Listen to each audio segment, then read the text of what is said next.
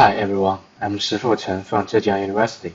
Today I'll present our latest paper, Multilevel Visual Analysis of Aggregate Geo-Networks.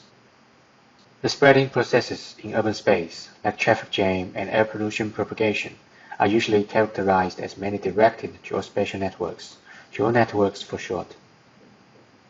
In large-scale spatial temporal domains, there are many geo-networks to analyze. Based on the literature review and the expert cooperation, we identify multiple levels of geo-network analysis. At the macro level, analysts need to summarize all geo-networks. At the meso level, analysts need to summarize or compare parts of geo-networks. At the micro level, analysts need to inspect individual geo-networks. Moreover, analysts often need to go through these levels back and forth. Existing visualizations for multiple geo-networks can be classified into three types. The first one is multiple geo-networks on multiple maps, like small multiples. However, such type of method will incur context switching cost. The second one is one geo-network on one map. This type of method aggregates all geo-networks into one. Yet, individual geo-networks cannot be identified. The third type of method plots all geo-networks into one map, either via each bundling or each stacking. However, the bundled geo-networks are hard to discriminate, and each stacking manner suffers from low scalability. In this paper, we propose Geo-Net-VIS, a visualization technique which incorporates level of detail rendering, a progressive crossing minimization algorithm, and coloring algorithm. Notably, Geo-Net-VIS pushes the boundaries of each stacking method, enabling the visualization of intricate propagation patterns on a single map. As a result, it facilitates multi-level visual analysis while maintaining spatial coherence within the context. Developing Geo-Net-VIS poses two challenges.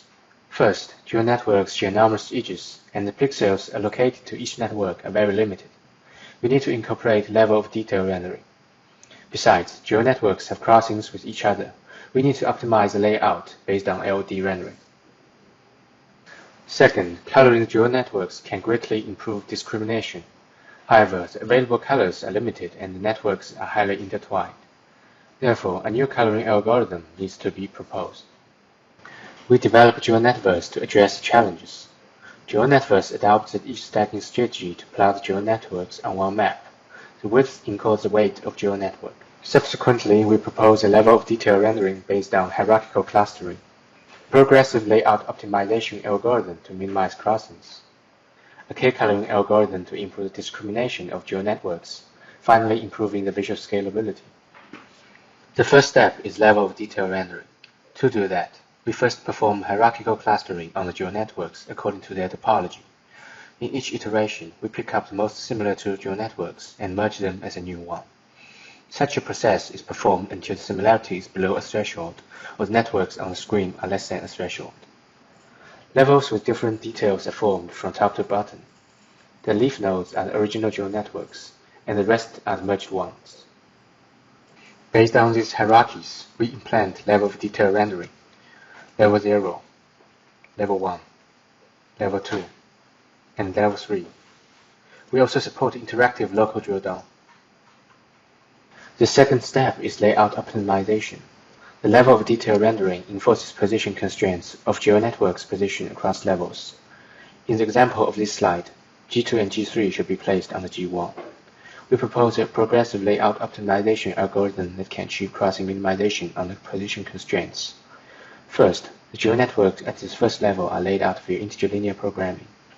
Then, the first level is in a state with least crossings. Afterwards, we lay out networks at the lower levels. In particular, we only need to consider relative position between sibling networks. Thus, we adopt pairwise optimization. We enumerate all layout of the two sibling networks and choose a layout with the least crossings. We can see that two crossings highlighted by red arrows are avoided.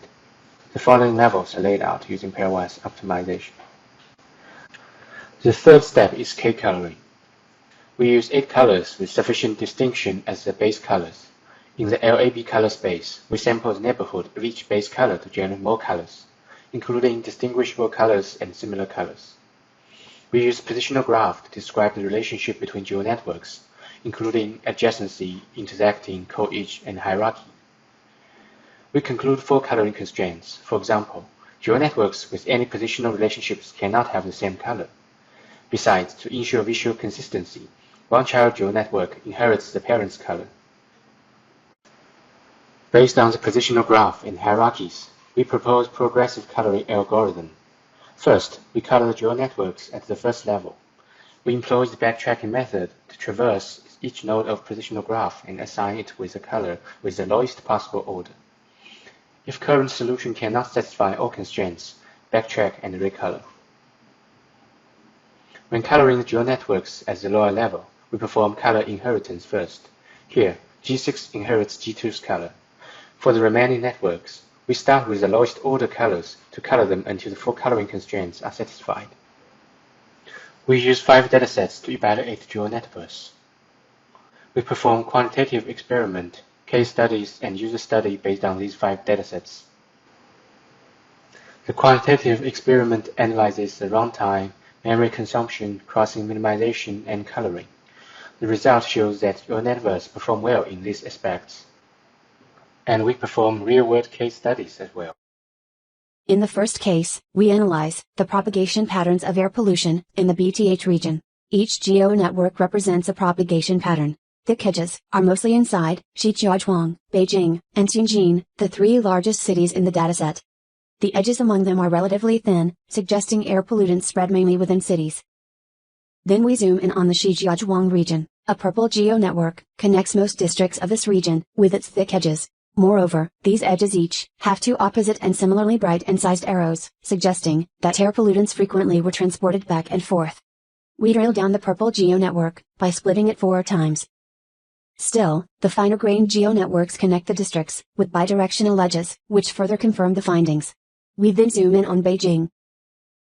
The propagation patterns in Beijing are mainly clustered into cyan, green and red geo-networks. Particularly, the green and red geo-networks connect 2 districts of Beijing and 1 district in another city via thick and bidirected edges. In other words, close cooperation between the 2 cities needs to be considered for better pollution control. Finally, we zoom in on Tianjin. There are 2 main geo-networks, the blue one and the orange one. The blue geo-network connects the 3 districts in Tianjin with bidirected edges, indicating that air pollutants were transported back and forth, like that in the Shijiazhuang region. The orange geo-network reveals that all 3 districts suffered from air pollutants propagating from the northeast, but pollutants there were rarely transported conversely. We split the orange geo-network to see details. It is split into a pink one and an orange one. The 2 geo-networks each dominate one of the edges respectively, rather than occupying them equally. That is, air pollutants were less often transported from multiple paths simultaneously. We also conduct a test-based within-subject user study to compare geo-networks with an alternative. We recruit 12 participants. They are required to learn the 2 methods and use them to answer 10 questions, respectively. Each method is paired with different dataset. We use students' t-test to analyze response times. Significant differences are observed for Q5 and Q10. To answer Q5 and Q10, the alternative requires participants to browse multiple geo-networks and keep them in mind for analysis. In contrast, geo-networks enable analysts to analyze multiple geo-networks in the same and coherent analysis context. According to the collected feedback and questionnaire results, all features of geo-networks are appreciated by participants. In summary, we develop geo-networks that visualizes multiple geo-networks on one geographic map. It enables exploring and analyzing aggregate geo-networks on multiple levels within one map with less context switching. We'd like to thank the funding agencies for their generous support. That concludes my presentation. I'm ready to take questions. Thank you.